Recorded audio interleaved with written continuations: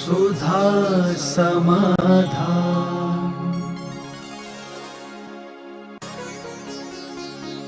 नमोस्तु गुरुदेव। गुरुदेव, सत्य बोलते हैं तो सत्य पर मार पड़ती है और असत्य का थोड़ा अवलंबन लेते हैं तो सत्य अप्रत्यक्ष ही नहीं होता। ऐसी स्थिति में क्या करें? सत्य और असत्य को तो आपने सुना, लेकिन मैंने ये भी कहा था कि सत्य कौन सा निषेध है। जो सत्य स्वयं और दूसरों को विपदा का कारण बने, वो सत्य निषेध है। स्वार्थ के लिए, राग द्वेष के लिए, कसाय के वशीभूत होकर के यदि सत्य को छुपाया जाता है तो उससे बड़ा कोई पाप नहीं होता। सत्य बहुत बड़ा धर्म है, सत्य बहुत बड़ी शक्ति है, लेकिन वहां जहां धर्म की हानि हो रही हो, किसी सत्य बोलने से किसी का जीवन का नाश हो रहा हो, उस समय, और असत्य की बात जो मैंने कही थी, मैंने असत्य बोलने की छूट नहीं दी थी। असत्य को तो आपने पकड़ लिया, लेकिन विशेषण क्या दिया था? जिस असत्य बोलने से धर्म की रक्षा हो। जैसे सेठ सुदर्शन ने बोला कि मैं नपुंसक हूं। क्यों बोला? अपने धर्म की रक्षा करने के लिए बोला। और व्यक्ति यहां झूठ बोले अपने और पापों के लिए, संसार के लिए, तो वो झूठ बराबर पाप नहीं है कोई। तो झूठ और सत्य की व्याख्या का विशेषण समझो। किस प्रसंग में झूठ और सत्य बोलना है? तुम्हारे घर गृहस्थी के संबंध में झूठ साँचे बोलना। बच्चे के हित के लिए कहा था, बाबा ले गया। ये नहीं कहा मैंने कि बाप से, माँ बाप से भी छुपा लो कि बाबा दुकान पर भी बेटा पैसा आए तो कहा, बोले पिताजी बाबा ले गया। अंतर समझना। एक माँ ने बोला बेटे से, वो खटाई खा रहा था, गलत था, बोले बाबा ले गया, ठीक है ना। और एक दिन दुकान में से पैसे गायब हो गए, तो पापा ने पूछा बेटा पैसे कहाँ गए? बोले बाबा ले गए। अब बोलो दोनों झूठ में कितना अंतर है? तो सापेक्ष करना चाहिए। सत्य और झूठ, इन दोनों को हमेशा विवेक से देखना। इससे हानि लाभ क्या है, इस पर विचार करना चाहिए। नमोस्तु गुरुदेव। धान से निकला हुआ चावल चढ़ाना उचित है या अनुचित? धान से, चावल तो धान से ही निकलता है। चावल को प्राशुक माना जाता है। दो प्रकार के बीज होते हैं, एक योनि सचित और एक योनि अचित। और उसका निकालने के बाद योनि अचित हो जाता है, पुनः अंकुरित नहीं होता है। एक विशेषता है चावल की। ये विशेषता किसी भी अनाज में नहीं है। एक भी अनाज ऐसा नहीं है जो छिलके से अलग करने के बाद उसमें अंकुर ना आ सके। दाल है, गेहूं है, गेहूं का ऊपर से छिलका हटा दिया, बाल होती ना, तो भी अंकुर आ जाएगा। चने का ऊपर का छिलका हटा दिया तो भी अंकुर आ जाएगा। जितने अनाज हैं सभी छिलके हटाने के बाद उनमें अंकुर आ सकता है। लेकिन चावल एक ऐसा है जिसका छिलके हटाने के बाद फिर उसमें अंकुर नहीं आ सकता। ये चावल की असाधारण विशेषता है। नमोस्तु गुरुदेव। 7 और 8 रिद्धियां किस अपेक्षा से होती हैं? और जो 64 रिद्धियां होती हैं, उनमें जल्लऊ और मल्लऊ रिद्धि तीर्थंकर में किस प्रकार घटित होती हैं? पहली बात तो 7 और जो रिद्धियां हैं, वे संग्रह को 64 रिद्धियों, जैसे विक्रिया रिद्धि 1 ले लो। अब विक्रिया प्रकार की कितनी है? चारण रिद्धि 1 ले लो। कितने प्रकार की चारण रिद्धि हैं? इसलिए वो सप्त रिद्धि जो आती हैं, वो सप्त रिद्धि का अर्थ होता है सब 7 में मुख्य। जैसे कर्म कितने होते? 8। तो 8 कर्मों में 148 का विभाजन कर दो। ये 64 रिद्धियाँ, 48 रिद्धियाँ, ये डिवाइड की गई हैं भेद उपभेद में। संग्रह रूप में 7 और 8 होते हैं। 8वीं रिद्धि के अंदर जो है वो एक प्रकार के जो ज्ञान संबंधी सूत्र है उसको उसमें गर्भित कर अलग से बढ़ा देते हैं, यानी 1 के स्थान पर 2 कर देते हैं, तो 8 रिद्धियाँ हो जाती हैं। और तीर्थंकर के लिए जल औषधि, मल्ल औषधि, सभी रिद्धियों का प्रकट होना जरूरी नहीं है, पर उनको रिद्धि प्राप्त हो जाती है। तीर्थंकर के पास ऐसी है कि पूरे 3 लोग को डमरू के समान घुमा देते हैं, लेकिन वो घुमाएंगे नहीं, लेकिन उनके पास शक्ति है। उनके शरीर में जल मल आदि होता ही नहीं है, लेकिन फिर भी उनके पास शक्ति है। तो शक्ति को हम नकारा नहीं सकते, क्योंकि वो उनका पुण्य किया हुआ अर्जन है, क्षयोपशम है, उनके पास रहती है। नमोस्तु गुरुदेव। गुरुदेव, स्वाध्याय के शब्दों का आशय समझ नहीं आता, कोई समझाने वाला नहीं है, क्या करें? तत्व तो गूंगे हैं, तुम्हारे गुरुजी तो गूंगे नहीं है। हाँ, तो निकट आने की जरूरत नहीं है। शब्द तो दूर से भी आंखें प्राप्तकारी नहीं है, अप्राप्तकारी है। आंखें दूर से भी देख सकती हैं, कान दूर से सुन सकते हैं। तो तत्व को समझने की जरूरत नहीं है। तत्व तो सदा से गूंगा रहा है, लेकिन तत्व का बखान करने वाला गूंगा नहीं है। अंजन चोर को भी कुछ भी समझ में नहीं आया था, लेकिन उसने कहा कि मैं कुछ नहीं जानता हूँ, मैं तो देने वाले को जानता हूँ। आरम तारम कछु न जानम, सेठ वचन प्रमाणम। वो तो मुझे प्रमाण है, मैं तो इनको जानता हूँ। बस तुम्हें कुछ नहीं जानना है, ज़्यादा माथा मोड़ी मत करो। ये माथा मोड़ी रमेश से खाते छोड़ो। तुम तो अपना यही बनो कि महाराज जी ने और भगवान जी ने जो कहा वही सत्य है। क्या कहा वो महाराज जी से पूछ लेना, क्या कहा वो शास्त्रों में पढ़ लेना। क्या कहा शास्त्र में? बोले तुम शास्त्र में पढ़ लेना, लेकिन शास्त्र में जो कहा है वही सत्य है। इतना तो समझ में आता है, बस इसी में कल्याण हो जाएगा। काहे को दुनिया भर के चक्कर में पड़ते हो? ये तो जो स्वाध्याय है, पढ़ना है, ये तो समय बिताने के लिए करना पड़ता है, उपयोग को रमाने के लिए करना पड़ता है। यदि श्रद्धा अडिग है तो ये सब पढ़ने की जरूरत नहीं है। लेकिन क्या करें, मन बाहर न जावे। समय बिताने के लिए करना है कुछ काम, शुरू करो स्वाध्याय लेके प्रभु का नाम। वे तो अपना मन रमाने के लिए कर रहे हैं। वस्तुतः तो जो शक्ति श्रद्धा है, आस्था, जो कहा है, नहीं समझ में आया तो कह दो जो लिखा है यही सही है। मैंने एक बार उदाहरण सुनाया था ना, एक माँ ने कटनी जी में थी, वो माँ कुछ नहीं जानती थी। माँ पेंसिल लेकर के एक एक अक्षर को पढ़ती थी, अष्टसहस्री पढ़ रही थी। पंडित जी साहब जगमोहन लाल जी ने सुनाया कि मैंने कहा भाई जी ये अष्टसहस्री तो बड़े बड़े विद्वानों को समझ में नहीं, तू क्या समझती है? बोले उन्होंने पूछा कौन सा ग्रंथ पढ़ रहे? तो ग्रंथ का नाम नहीं बता पाई कि पंडित जी आप पढ़ लो। तो बोले तू ग्रंथ का नाम नहीं पढ़ पा रही तो क्या पढ़ती क्या है?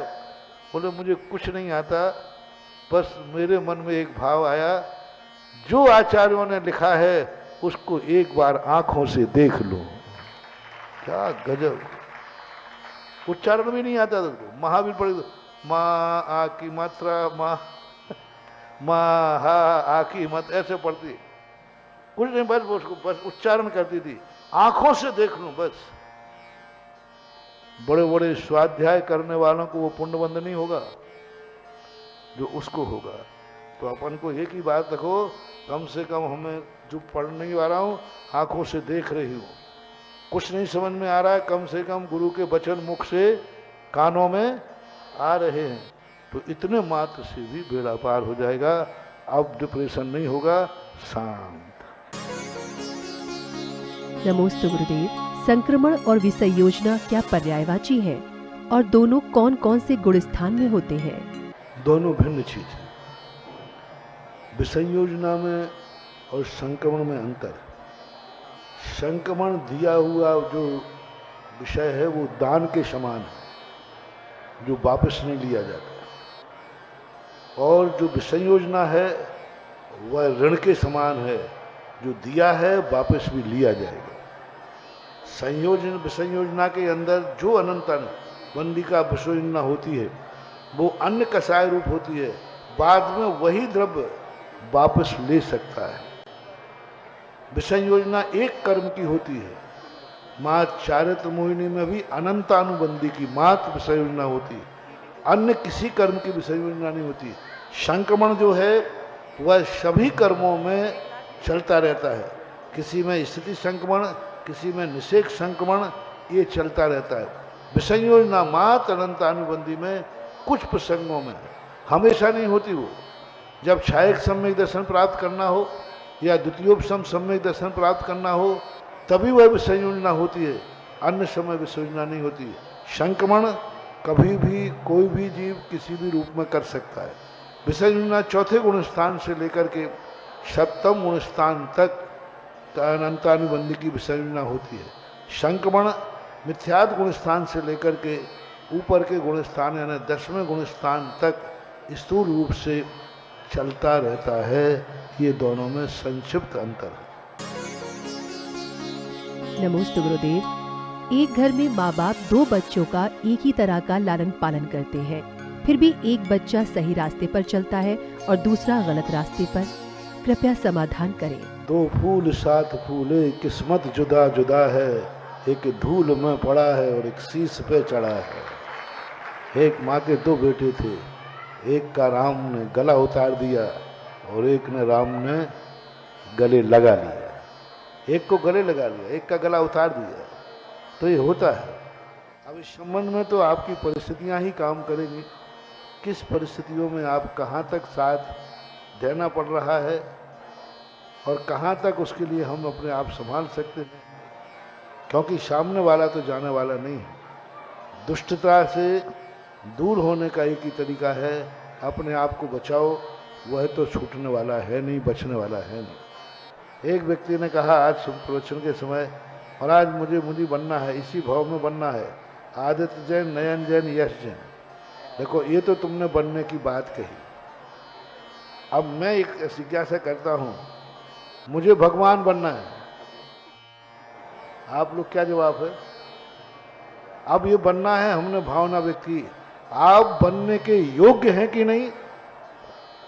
मैंने भावना की मुझे भगवान बनना है, अब मैं भगवान बनने के योग्य हूं कि नहीं?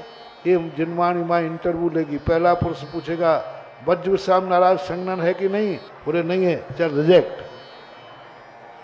इसी प्रकार आपको मुनि बनना है तो जो मुनि बनाएगा वो आपका इंटरव्यू लेगा, आप योग्य हैं कि नहीं? योग्य हैं तो आपकी भावना सफल हो जाएगी, और योग्य नहीं है तो फिर भावना करके ले जाना, आगे योग्यता प्राप्त करना। इसलिए योग्यता के लिए जो मुनि दीक्षा देते हैं वो आपका इंटरव्यू लेंगे, परीक्षाएं, आप उनके इंटरव्यू में पास हो जाएंगे तो आपकी ये भावना पूरी हो जाएगी।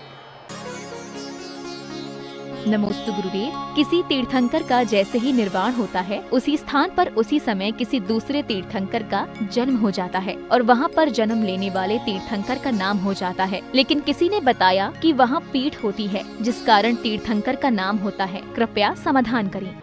वहाँ क्या है, जिस स्थान पर एक मेरु संबंधी 32 विदेह होते हैं, एक दिशा में 16 होते हैं, बीच में सीता सीतोदा नदी से 8 हो जाते हैं। 8 नगरियों में एक तीर्थंकर होते हैं, वो रहेंगे एक नगरी में। 8 भरत क्षेत्र जैसे 6 खंड हैं, तो इस यहाँ मान लीजिए पहली जो क्षमा नाम की नगरी है, वहाँ कोई तीर्थंकर है श्रीमंदर स्वामी।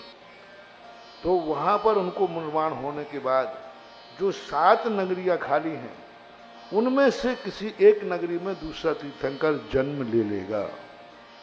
इनका मोक्ष होना जरूरी नहीं है, और जब तक उनको केवल ज्ञान प्राप्त होगा तब जाकर के वही नाम उन तीर्थंकरों को मिलेगा, ऐसा कोई आगम का वचन नहीं है। श्रीमंदर स्वामी के स्थान पर श्रीमंदर ही आएगा, क्योंकि 20 तीर्थंकर के साथ साथ 21 में भी तो हो सकते, 22 में भी तो हो सकते, 160 भी हो सकते हैं। तो 160 तीर्थंकरों के श्रीमंदर नहीं रहेगा। हमने किसी आगम में ये नहीं पढ़ा शास्त्र में कि जिस तीर्थंकर के मोक्ष होने पर उनका नाम फिक्स होता है, कोई आगम नहीं, ये चर्चाओं में है। क्योंकि अभी विद्यमान 20 तीर्थंकर वही हैं जो भगवान महावीर स्वामी के समय थे, क्योंकि वहाँ एक पूर्ण कोटि वर्ष की उम्र है, और अभी तो 2550 साल के लगभग हुए हैं महावीर स्वामी को निर्माण हुए। तो वो तीर्थंकर, लेकिन दूसरा तीर्थंकर उस नगरी में तो जन्म ही नहीं सकता, नहीं तो 20 तीर्थंकर की संख्या कम हो जाएगी। मान लीजिए इस तीर्थंकर 6 खंड में हैं, इनको मोक्ष हो गया। अब वहां तीर्थंकर जब जन्मेगा 8 वर्ष अंतर मुहूर्त के आने 30 साल का होगा, तब जाकर होगा।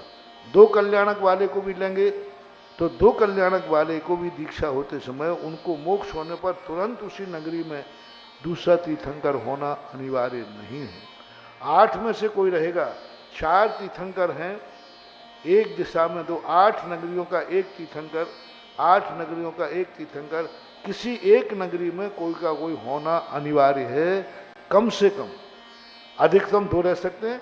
एक नगरी में है, दूसरे में जन्म दूसरा हो गया, तीसरा हो गया, और पूरे के पूरे 160 तीर्थंकर एक साथ एक समय में थे भगवान अजितनाथ के समय। उस समय 160 का नाम क्या होगा? क्या सीमंदर ही बार बार होंगे? नहीं, इसलिए सीमंदरों का बार बार नाम नहीं हो।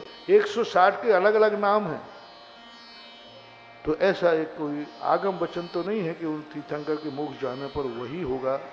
वर्तमान में विद्यमान में जो सीमंदर आदि हैं, तो वही नाम वाले हैं जो महावीर स्वामी के समय पर थे। और पूरा पंचम काल भी निकल जाएगा। इसलिए कहा गया कि वर्धमान स्वामी ने कहा था कि समंदर आदि जो 20 तीर्थंकर हैं, ये आगे भी यही नाम रहेगा। यानी 21,000 वर्ष तक अभी विदेह क्षेत्र में कोई नया तीर्थंकर बनने वाला नहीं। महावीर स्वामी ने घोषणा कर दी विद्यमान 20 तीर्थंकर हैं, तो विद्यमान का अर्थ पूरे पंचम काल में। और 21,000 वर्ष तो क्या मायने रखता? एक पूर्ण कोटि वर्ष के बाद, यानी यहाँ पर निर्माण नाम के तीर्थंकर आ जाएंगे, तब भी वहां वो सीमंदर ही रहेंगे। क्योंकि निर्माण नाम के जो प्रथम तीर्थंकर हैं शरण के हैं, महापद्म, महापद्म नाम के तीर्थंकर आएंगे। वो कितने वर्ष में? 84,000 ही वर्ष है। 2,500 कम कर दो 84 में, तो लगभग 82-83,000 वर्ष बाद यहाँ तीर्थंकर चालू हो जाएंगे। एक तीर्थंकर निकल जाएगा, 2 निकल जाएंगे, 3 निकल जाएंगे, तब भी सीमंदर भगवान वहाँ विद्यमान रहेंगे, क्योंकि उनकी एक पूर्ण कोटि वर्ष की आयु है। 30 वर्ष के बाद उन्होंने दीक्षा ली, मान लीजिए। तो ऐसा तो ये नाम वाला तो नहीं जमता।